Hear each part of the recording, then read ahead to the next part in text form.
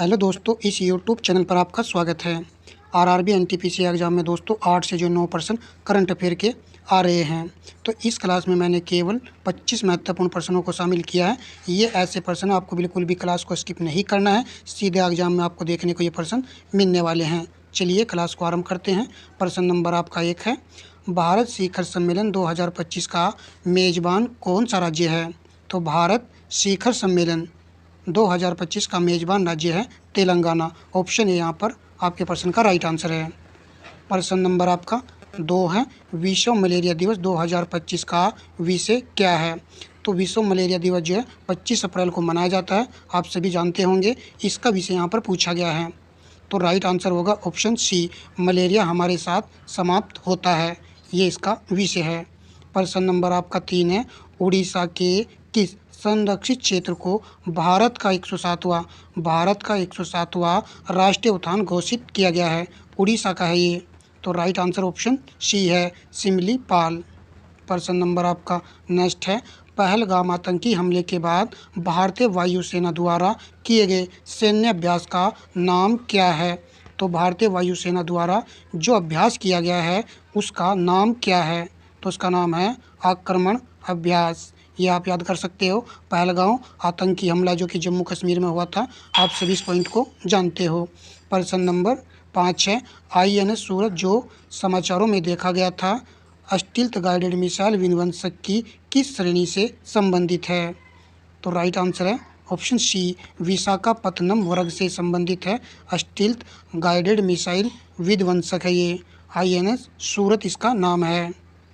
प्रश्न number next है, उन्नत लाइट हेलीकॉप्टर ALH ध्रुव किस संगठन द्वारा विकसित किया गया है? तो विज्ञान प्रौद्योगिकी से भी करंट अफेयर के प्रश्न बन रहे हैं, तो राइट आंसर होगा option C, Hindustan Aeronautics Limited HAL। याद कर लेना है आपको, यहाँ पर लिखा हुआ हेलीकॉप्टर, इसी से याद रखना है कि हिंदुस्तान एरोनॉटिक्स लिमिटेड। थोड़ा सा रिलेट करेंगे तो प्रश्न एग्जाम में आसानी से पकड़ में आ जाएगा। प्रश्न नंबर आपका 7 है, किस राज्य सरकार ने ग्रामीण महिलाओं को आर्थिक रूप से सशक्त बनाने के लिए रेशम सखी योजना शुरू की है? नाम है रेशम सखी योजना, इसको शुरू किया है उत्तर प्रदेश सरकार ने। डी विकल्प यहाँ पर राइट है। प्रश्न नंबर आपका 9 है, विश्व टीकाकरण सप्ताह 2025 का विषय क्या है? तो इसका विषय है सभी के लिए टीकाकरण मानवीय रूप से संभव। देखिए बहुत ही इंपॉर्टेंट प्रश्न है ये, आपके एग्जाम में सीधे सीधे देखने को मिलने वाले हैं। सिंधु जल संधि के तहत भारत को कौन सी नदियाँ विशेष रूप से आवंटित की गई थी? तो सिंधु जल संधि आप सभी जानते हो, ये भारत पाकिस्तान के बीच 1960 में ये संधि हुई थी, परंतु पहलगाम आतंकी हमले के बाद में भारत ने जो है इस समझौते को कैंसिल कर दिया है। तो यहाँ पर पूछा गया कौन सी नदियाँ विशेष रूप से भारत को आवंटित की गई थी? राइट है ऑप्शन सी, रावी, ब्यास और सतलुज। प्रश्न नंबर देखते हैं नेक्स्ट, ये आपका जो है 10वां प्रश्न है, स्वामित्व योजना किस मंत्रालय द्वारा शुरू की गई थी? स्वामित्व योजना कह रहा है कि किस मंत्रालय के द्वारा इसको शुरू किया गया है? राइट आंसर ऑप्शन बी है, पंचायती राज मंत्रालय के द्वारा इसको शुरू किया गया है। प्रश्न नंबर 11 है, निसार एक संयुक्त पृथ्वी अवलोकन उपग्रह है। निसार क्या है, ऐसे भी प्रश्न बन सकता है। तो यह एक पृथ्वी अवलोकन उपग्रह मिशन है, जिसे किन 2 अंतरिक्ष एजेंसियों द्वारा विकसित किया गया है? तो इसको नासा और इसरो द्वारा विकसित किया गया है।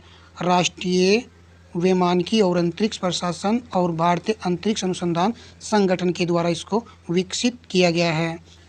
नेक्स्ट प्रश्न हम लगाते हैं, किस देश ने दुनिया का सबसे ऊंचा पुल पेश किया है जिसे हुआ जियांग ग्रैंड कैन्यन ब्रिज कहा गया है? तो दुनिया का सबसे ऊंचा पुल है ये, जिसको पेश किया है चीन देश ने।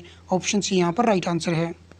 प्रश्न नंबर आपका 13 है, महादेव कोली जनजाति मुख्य रूप से किस राज्य में निवास करती है? तो जनजाति से भी एग्जाम में प्रश्न बन रहा है, तो महादेव कोली जनजाति, राइट आंसर ऑप्शन ए है, महाराष्ट्र। तो महा से महादेव, महा से महाराष्ट्र याद रखना है आपको।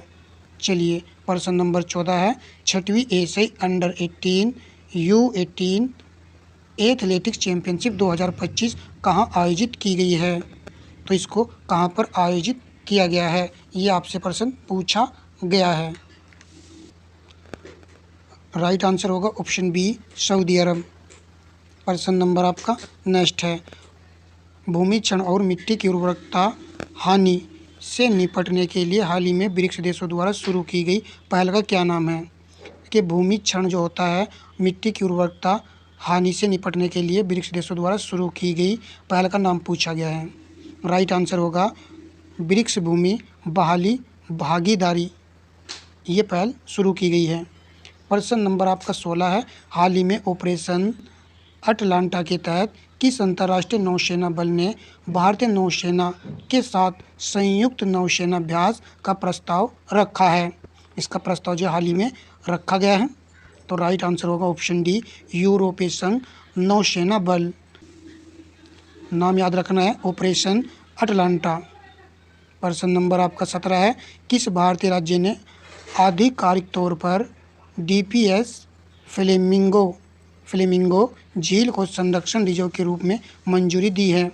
तो देखिए कहाँ पर है ये वाली झील, तो इसका राइट आंसर ऑप्शन ए है, ये महाराष्ट्र राज्य में है। नाम इसका है डीपीएस फ्लेमिंगो झील। हाल ही में खबरों में रहा K2-18B क्या है? हाल ही खबरों में रहा K2-18B क्या है? चार ऑप्शन को देख लीजिए, तो राइट आंसर होगा ऑप्शन बी एक्सोप्लैनेट है, ये इम्पोर्टेंट है एग्जाम के लिए। प्रश्न नंबर आपका, हाल ही में अप्रैल 2025 में यूनेस्को की Memory of the world register में किन दो शास्त्रीय भारतीय ग्रंथों को अंकित किया गया है? वेरी मोस्ट इम्पोर्टेंट है। राइट आंसर ऑप्शन डी है श्रीमद् भगवत गीता नाट्यशास्त्र को। ये है दो शास्त्रीय भारतीय ग्रंथ हैं जिनको यूनेस्को की Memory of the World registers में अंकित किया गया है। प्रश्न नंबर 20 है, विश्व विरासत दिवस प्रतिवर्ष किस दिन मनाया जाता है? तो ये 18 अप्रैल को मनाया जाता है, ऑप्शन बी यहाँ पर सही आंसर है। प्रश्न नंबर आपका 21 है, किस राज्य सरकार ने अप्रैल 2025 में भूमि रिकॉर्ड प्रबंधन के लिए भू भारती पोर्टल लॉन्च किया है? भू भारती पोर्टल किसने लॉन्च किया है? तो इसको लॉन्च किया है तेलंगाना राज्य ने, ऑप्शन बी सही आंसर है। यदि आपको जरा भी लगे कि प्रश्न आपके काम के हैं तो वीडियो को भाई लाइक अवश्य करके जाइएगा।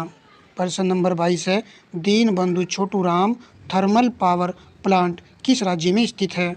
Deenbandhu Chhotu Ram thermal power plant Haryana राज्य में, ठीक है, हरियाणा में स्थित है। प्रश्न नंबर आपका 23 है, किस संगठन ने बिजली उत्पादन योजना बनाने के लिए एक नया software tool settler model launch किया है? तो बिजली उत्पादन की योजना बनाने के लिए एक सॉफ्टवेयर टूल मॉडल लॉन्च किया गया है, तो किसके द्वारा लॉन्च किया गया है? तो इसको लॉन्च किया है केंद्रीय विद्युत प्राधिकरण ने। बिजली का मामला है तो किसने लॉन्च किया है? तो बिजली प्राधिकरण ने ही इसको लॉन्च किया है, यानी कि विद्युत प्राधिकरण ने ही इसको लॉन्च किया है।